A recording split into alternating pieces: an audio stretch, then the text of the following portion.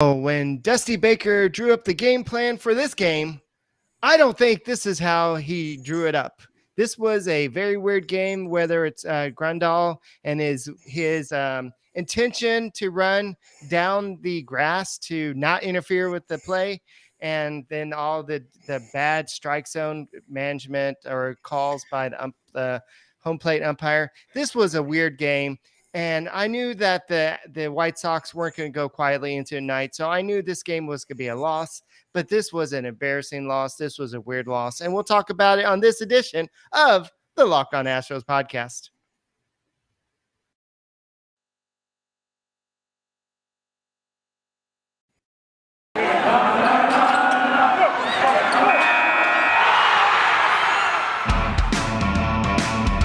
Welcome to Locked On Astros, your daily Astros podcast. Here are your hosts, Eric the Man Huysman and Brett H-Town Wheelhouse Chancey.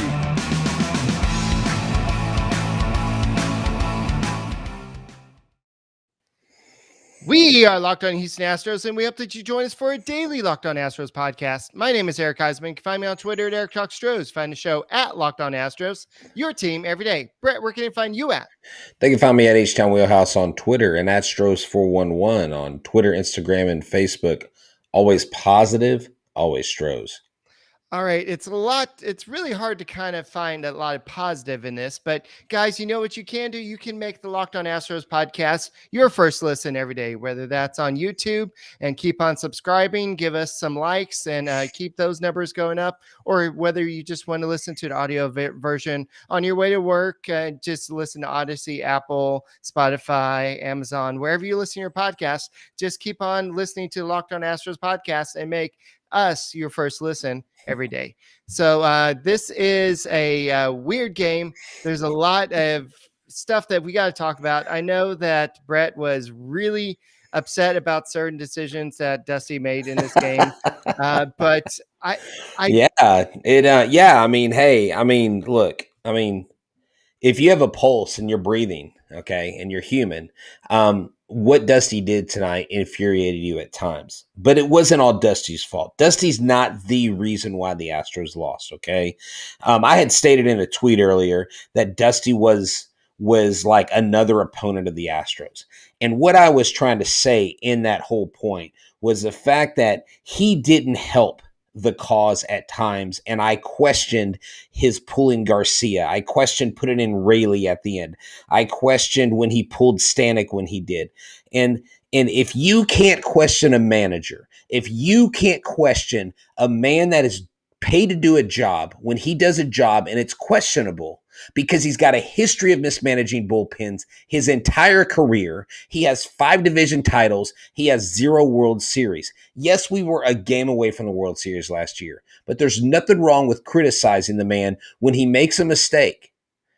We praise him when he does right, okay? But the bottom line is this bullpen was mismanaged. Now, there are other reasons, Eric, and we'll get to them. 16 strikeouts by the Astros. That's not Dusty's fault. The umpire having a horrible strike zone. That's not Dusty's fault. So it's not all on one person. It's not all on one aspect. But for people to be so triggered by me criticizing the manager, I don't get it. Like, so you aren't allowed to, you can criticize certain people, but you can't criticize others. It makes no freaking sense to me. So get off your high horse. I'll criticize whoever the hell I want to. All right, so I know that a lot of people were questioning. I myself was questioning pulling Luis Garcia in that situation, and it kind of looked like Strom was saying stop. He like they had a camera there, and it looked like he was trying to tell Dusty Baker to stop. And I don't know if he was trying to get him to stop from pulling Garcia at that moment. But with a 2-0 count, he went ahead and brought in Yimi Garcia. And then I know we had the whole big, you missed that strike 3 call in that situation. And it was clearly in the strike zone. And the Tom Hallion strike zone was terrible. But if you had that strike 3, then Grandal would have been out and he wouldn't have had a chance to hit that big home run that basically put the Astros out of, that tied the game in that situation. And it was a weird moment because Yimi Garcia has not been your best pitcher. And that's a very high leverage situation. Yes, it was only the third inning. Yes, it's still early, but you bring in one of your, if you're in that situation, I don't know who you bring in, but Yimi Garcia is not the guy. And then Dusty Baker, the whole thing. Well, if we're going to bring in Zack Greinke, we're definitely not going to bring him in the middle of an inning. And what did they do? They brought Zack Greinke in the middle of an inning. And I'm not going to blame anything that happened to Zack Greinke on Greinke.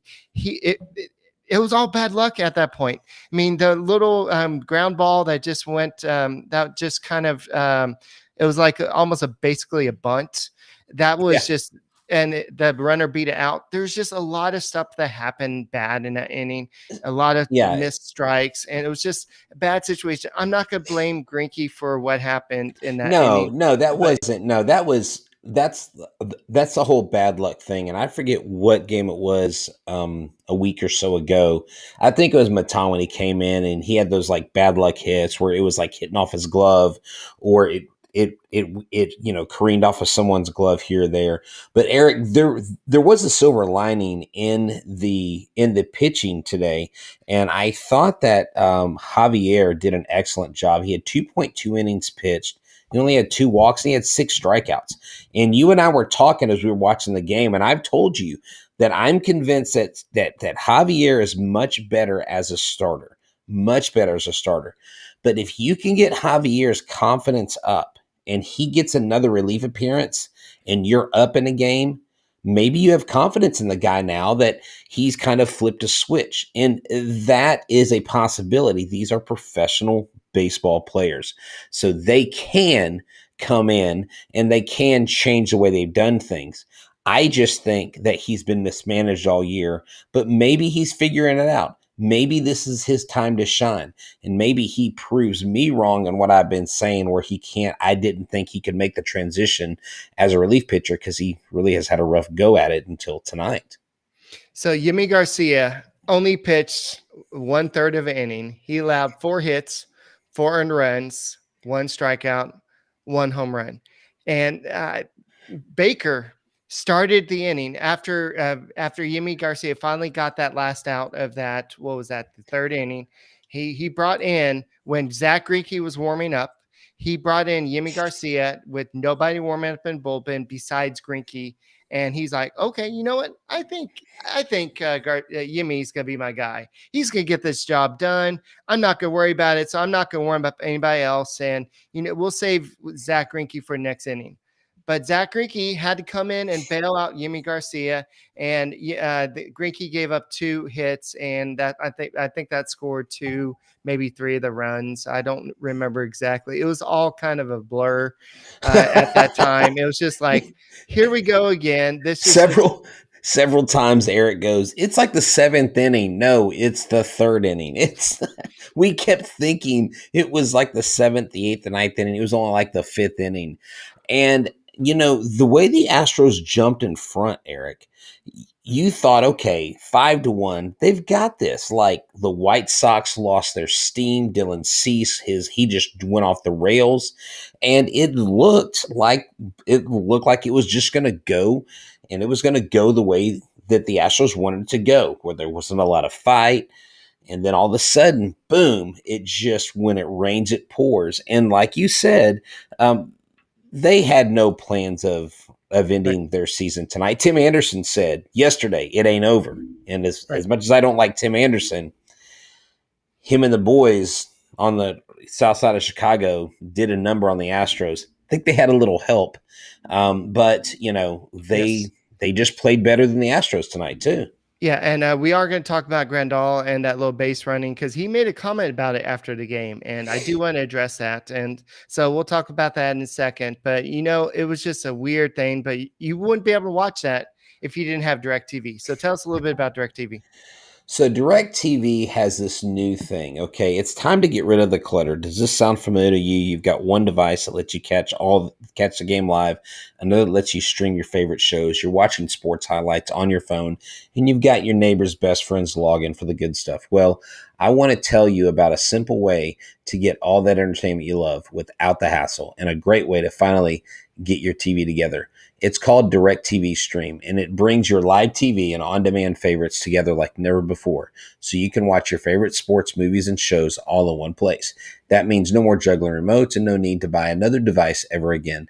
And the best part, there's no annual contract, so get rid of the clutter and the confusion and get your TV together with DirecTV Stream. You can learn more at directv.com. That's directv.com. Compatible device required. Content varies by package. All right, so it looks like we have some White Sox fans rating our Oh, stream, really? so I'm going to Where's go that ahead and at? ignore them. Oh, no, that's But fine. Come on, bring it, guys. Bring it. What's up? Where are that's they fine. at? So Oh, Sox and 5. Okay, Aaron cool. says that Grandal got 4 strikes. That was the snowball effect that began the avalanche. And then Jay Roberts says that all the air was out of balloon by the 5th inning. Yeah, I agree, and that's why I told Brett, I'm like, yeah, I mean, they still have a chance, but it's just like it just doesn't feel like it. It's just like I knew the Astros were not favored in this game. You know that the White Sox weren't going to go quietly into the night, and they typically in a postseason game, the home team typically pulls off the first home game, but this. I didn't think it would be this bad, and that call, and I saw a lot of coaches saying, "Oh, you know what? I'm going to teach my baseball team this play now. Since if this is a legal play, then we're going to start doing this. If my runner can go ahead and run inside the line and block the play at home plate, hey, I'm going to do this. And if they can do it at big league baseball, then we can do this in little league. We can do this at high school baseball. We can do this in college baseball." And everybody's looking up the rules. And yeah, the rules state that there are some misinterpretations about the rules. And apparently it is legal what they did as long as it wasn't intentional. So after the game, I don't have the exact quote, but somebody said that he said that, well, all of a sudden Yuli just threw it at me. Basically, that's what Grandahl said. But the quote that I heard from Grandahl say, well, I did my best to get out of my way. And, are you serious? Like yeah. he seriously asserts that he tried to get out of the way. Yeah. And he said, Oh man, I that's did my best to get out wow. of the way. And he said he whispered something out of his breath, like, or I did something like that. Or so he knew exactly what he was doing. He was not trying to get out of the way. Well, in that whole debacle of an inning was started by a third pitch called strike that was actually called a ball. And when you look at the strike zone chart, Eric, and I'll never say that an Oh, that's what he umpire. said. He said good. Okay. It was good base running. Oh yeah. That's what it was. See, here's the thing. I'll never say that. I've always said this. I'll never say that an umpire is the reason. But when an umpire has a decisive call on a strike like that, that is clearly a strike and he calls it a ball. And then the very next pitch, he tees off and hits a 3-run home run and they go ahead. That's a game altering call. Okay. On top of that, if you look at this umpire's rating, Eric, his accuracy, he was in the top 25 to begin the season as an umpire. He's been in the bottom 100 of umpires since like June. This guy is one of the worst rated umpires by the umpire grading pages. How he's in a playoff series, I have no idea.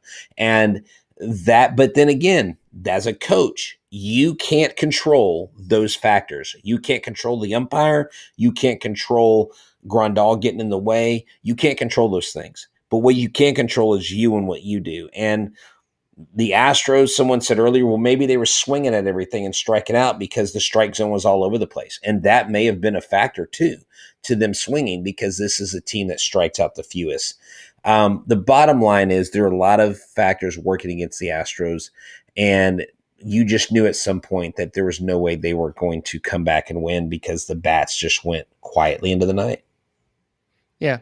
And so, I mean, I can read the whole rule, but basically the rule just says that if you intentionally hinder the the fielder's path to get a ball, and then you're going to be out, and then the runners have to go back. And so they just basically said that, well, that wasn't the case here. He wasn't intentionally going there. But if you look at where he started in the dirt. Then all of a sudden he's like, oh, Yuli's going to throw home. Let me accidentally get into the dirt, into the grass. and then he started running in the grass. And Yeah, so he said, "Oh, I established my run line in the grass," but he didn't. He started in the dirt, and so he's a left-handed hitter, right? yeah. So he's going to be in the dirt. He's no left-handed hitter is going to run into the grass. That's just it's impossible. You have to really like run out of your way to make that happen. So that's a bunch of BS if I've ever heard of it. Yeah, exactly. And you just hate to see guys like Kyle Tucker get like a double in the big home run. You hate to see, Jake Myers contribute with the base hit and just the way things started out. This team, though, at times it's like where do all these things go wrong and where does it falter? Hey, hold on, Yeah, go ahead. Ron. It's not just fielding, but also getting a thrown ball as well. Right. So yeah, he didn't hinder the fielder from fielding the ball, but the rule states that if the runner interferes with a fielded ball that's being thrown, and it does say that. And so here's the thing, we can debate it until we're Yeah. blue in the face. What happened. And when those things don't go your way, you have to counter that. And the Astros had a counter punch in the beginning. They just didn't have a counter punch late in the late rounds, and they're the ones that got knocked out tonight. Right. It is one game. Now, question, Eric, do you think Dusty Baker tried to manage the bullpen like he was in an elimination game and maybe overthought some of the pitching moves and not in – or, I mean, I don't know that he managed like he was up 2-0. To me, he more managed like emergency situations, trying to throw guys in. Guys, he's got a history of mismanaging bullpens. I mean, is that illegal to say these days? Let's look at a guy in his history. No, I'm just saying. But I think that in this situation, I think that Dusty really I think he pulled Luis Garcia too soon. Granted, he struggled, but I think that he ended up pulling him earlier than he thought he had to. And then he didn't really have a plan from there. And so you even joked earlier, you said, well, maybe he should have brought in Rayleigh instead of Yimi Garcia in that situation, and maybe even bring in because he was a lefty. Yeah, instead of bringing in Greinke, bring in Rayleigh in that situation because he has more success stranding runners this year. So I think that would have been better situation instead of bringing in Greinke. But at that point, the damage was done and the Grandahl thing happened, and then you had that weak little ground ball at third base, and it was just a domino effect from there. A lot of people are asking about tomorrow's starter. Jose Urquidy is probably going to be taking him out versus Carlos Rodon. And some people are saying, well, what if Urquidy got the start today? Would it have been the same? I really don't know. But here is why I think they went ahead and put Luis Garcia as a starter today versus tomorrow. I think that they're like, okay, let's give Luis Garcia a start and see how good he does. And our bullpen is semi-rested. So if he only goes 2.5 innings or so, we have a bullpen. Greinke can go maybe 2 innings, and we have Christian Javier go 2 innings. And then for game 4, we have Urquidy, who is a big game pitcher. He can go out there and get that big win in that situation. So I think that's why they kind of rearranged that situation. And then if you have to, who would you rather have in a game 5 winner go home situation in Lance McCullers? I hope it doesn't get that far. So I like your thinking on the relief pitchers, but they didn't do any of what you just said. They put Yimi Garcia in the middle, put him in with 2 balls and no strikes. Like, when does that happen outside of a pitcher being injured? And then you told me that Dusty Baker had said that he wanted to put Greinke into a clean inning. Did he do that? No, he didn't. He only pitched 1 inning. I mean, whatever, like you said in the intro, whatever plan Dusty had drawn up, he must have either just like burned the note, or maybe he didn't really have a plan at all. Maybe he just thought Luis Garcia was going to skate through 6 innings and then he would get to his his like end of the bullpen guys. He would go into his back end of the bullpen. I just scratch my head at just about every pitching move made tonight. It just doesn't make sense. Brett, you know what? I think you need to take a little break and have a Built Bar. Tell us a Yeah. little bit about Built Bar. Okay. So Built Bar is the best tasting protein bar in the business. They have amazing flavors. They have flavors like grasshopper cookie. It's their take on basically the Thin Mint cookies that the Girl Scouts sell. They've got double chocolate. They've got chocolate chip cookie dough. I mean, the sky's the limit. It's 100% healthy for you. It's wrapped in 100% chocolate. It's got 17 to 18 grams of protein, 130 to 180 calories, 4 grams of carbs, 4 grams of sugar in just about every bar they sell. The USA Track and Field team consumes them. We as podcasters consume them, and they're great for workouts, post, pre, and during workout. So go to built.com and use the promo code LOCKED15 to get 15% off on your first box. That's LOCKED15 to get 15% off when you go to built.com, the best bar in the business.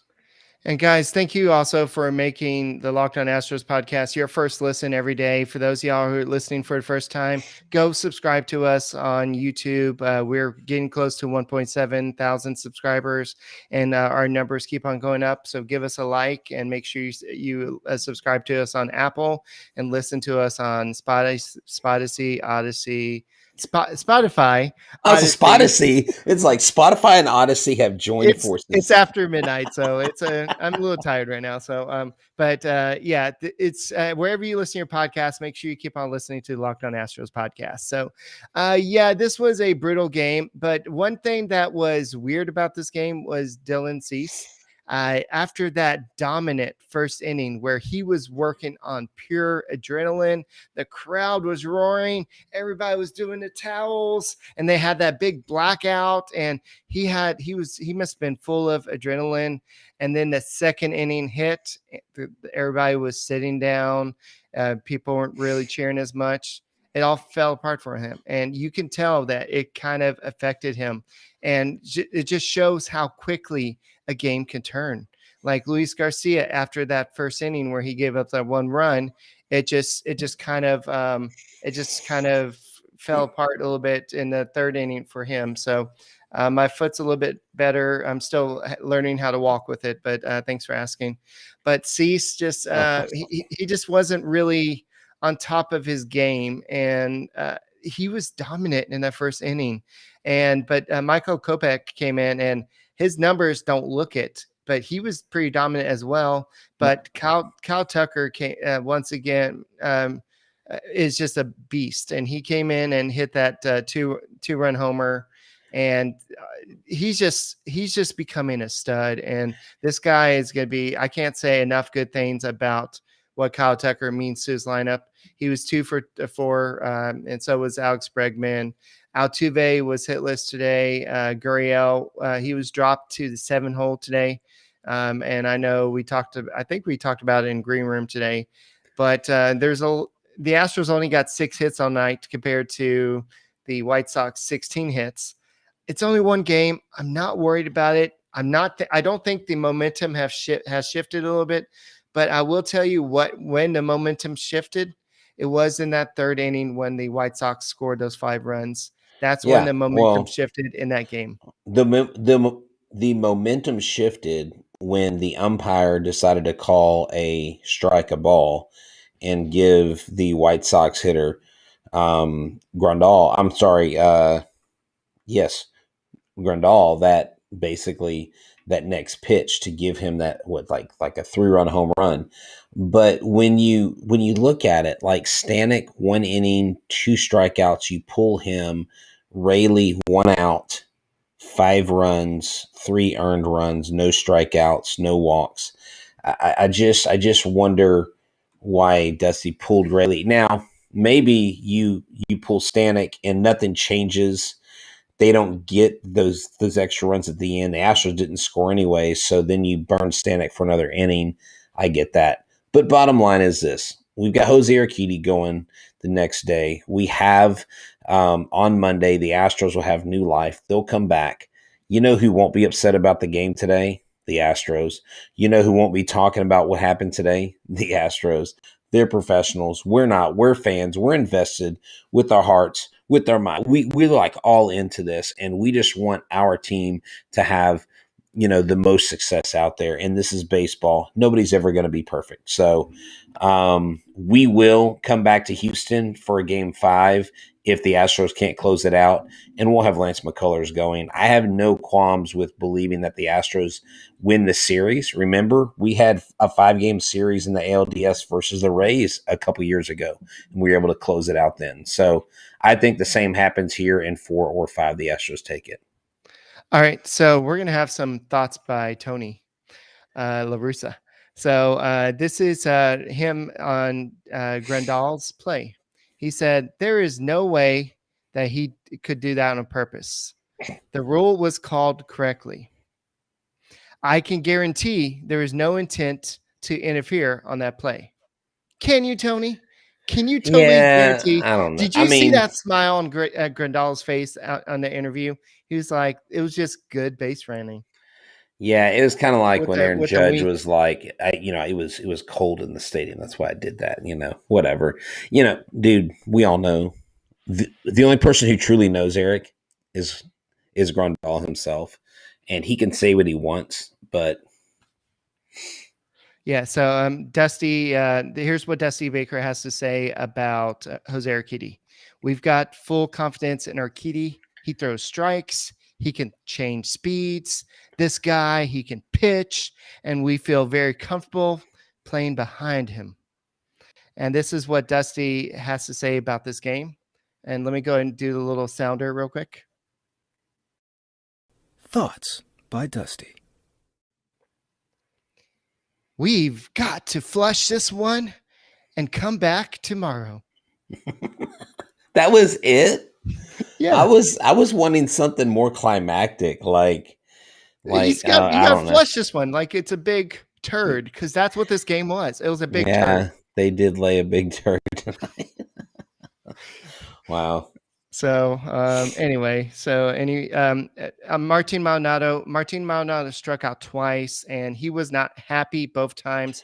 Both those calls were outside the strikeout zone, and this is what he had to say about that. That was a tough night for Tom. And he said that you can't argue too much because you've never seen a umpire overturn the call. So that's an excellent point. That's an excellent observation. Why argue balls and strikes? It's either a ball or a strike. There's no review. And another thing, Ben Verlander actually mentioned it. Ben Verlander talked about how he thinks they should take the box away from the TV, like from viewing the game, because he said that causes everyone to forget there's a human element and they're not robo umpires. And like I told you, Eric, there was that 100-mile-an-hour pitch from Cease that was off the plate. But the reason why the umpire called that a strike is the catcher's glove never moved. And if you're a good catcher, you will set up where you throw the sight of the umpire, the sight line off, so that even if you catch it off the plate, if you can keep your glove still, you can perfectly frame that off the plate. But it looks, that's a 100-mile-an-hour pitch. They're trying to decipher 100-mile-an-hour. And so this guy's bad anyways, I think. Hey, I found the exact quote by Grandahl. You ready? Okay. Yeah. I started running. Then all of a sudden, he's throwing the ball right at me. I tried to get my shoulder out of the way, and it hits me. I got to the dugout and told the guys it was good base running. Wait, you sound like an elementary teacher reading to kindergartners. The big bad Yasmani Grandal ran down the baseline. Oh man, you gotta be able to laugh at yourself. But man, I don't know there's anything else to say about this game except let's go game 4. Yeah, Dusty said, I tried to make the argument that he did get in the way. And Dusty Baker also said if you concerned about a momentum switch, and he said, I'm not worried about that. Momentum goes day today. So he's not. Yeah. Dusty's throwing it down. See, all y'all thought I hated Dusty. I don't. I actually like Dusty. I just don't agree with all his moves. He should have taken his mask off, taken his gloves off, taken his I wanted to see an emotional Dusty throw out. Like Dusty really get into it. But yeah, Dusty's like, whatever, man. He's like, I know you're full of crap. You know you're full of crap, but no one can see what I'm saying because I got this mask on. Yeah, I don't think the umpire could even hear what he's saying. Like, what are you saying, Dusty? Are you? I can't understand you with your mask on. Can you take your mask off? No, just kidding. Anyway, tomorrow's game, it's going to be a 2:27 start time. So you may have to, if you're, you may have to kind of not play hooky, but you're going to have to put it on somehow because most of y'all will be at work. And it's going to be Jose Urquidy versus Carlos Rondon. And this is going to be a situation where we don't know what to expect from Rondon because he is dealing with the fatigue shoulder. He has dominated the Astros like we talked about in the last podcast. I think it was in 14 innings, he had 18 strikeouts. He did have that one loss, but I think that's because the Astros got that one run in that game and ended up winning. He's not the same pitcher he's been all year. So they said Tony La Russa said to them before the game that when he threw the bullpen yesterday, that he assured them that he was ready to start. They're basically going off of puppy dog farts and rainbows right now. They don't know how he's going to do. I don't expect Rodon to go very long, Eric. What I do expect is that if he does screw up, they're going to pull him. And the Astros hopefully exhausted a little bit of their relief pitching power tonight where they're not as fresh tomorrow. And I hope that they falter because of game 1 and 2, their relief pitching was pedestrian. They were not good. Tonight they were. They were as advertised.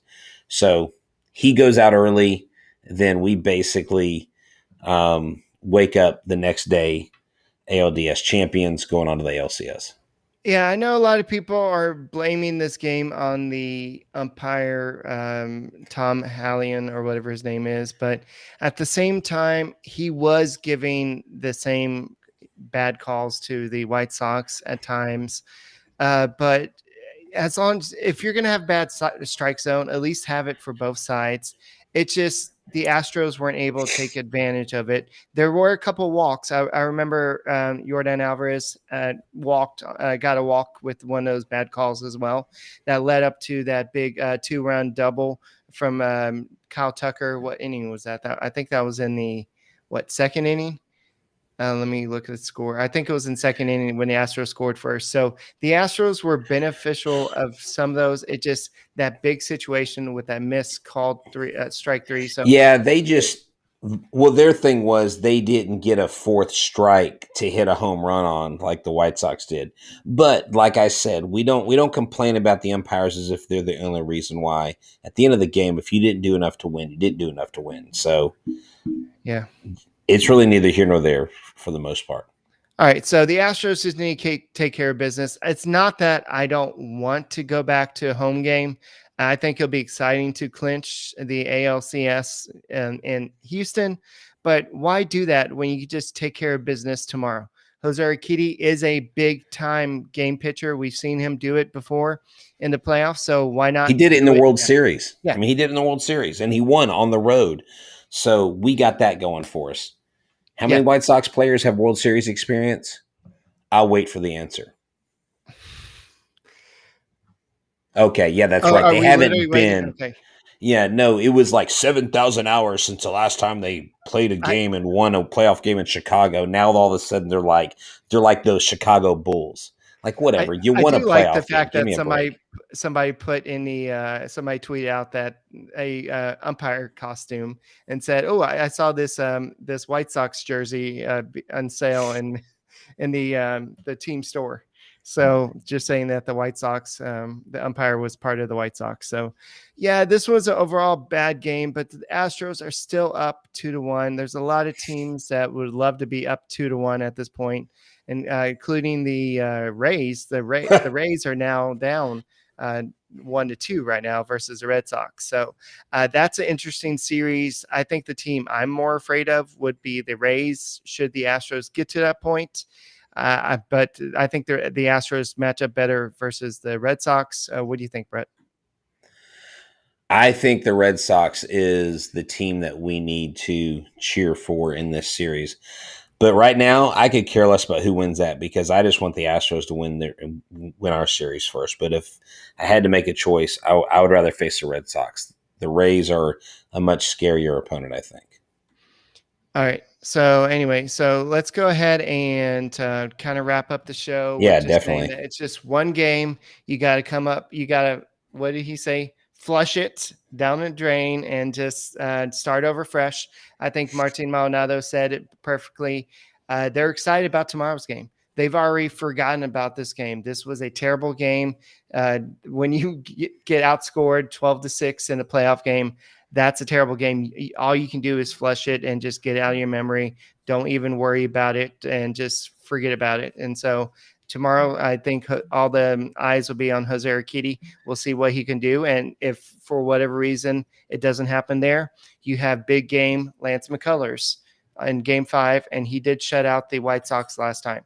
So even if the White Sox do find a way to get Game 4, I don't see them getting Game 5. So I'm not saying I'm going to go to betonline.ag and make any bets or anything, but I'm just saying that it feels really good to be in this situation. You'd rather be up 2-1 in this situation than be down. So that's all we got for this edition of the Locked On Astros podcast. Make sure you keep on making us your first listen every day and keep on subscribing to us on YouTube. And go Astros. I know we're frustrated. Just one game. We'll talk to you tomorrow.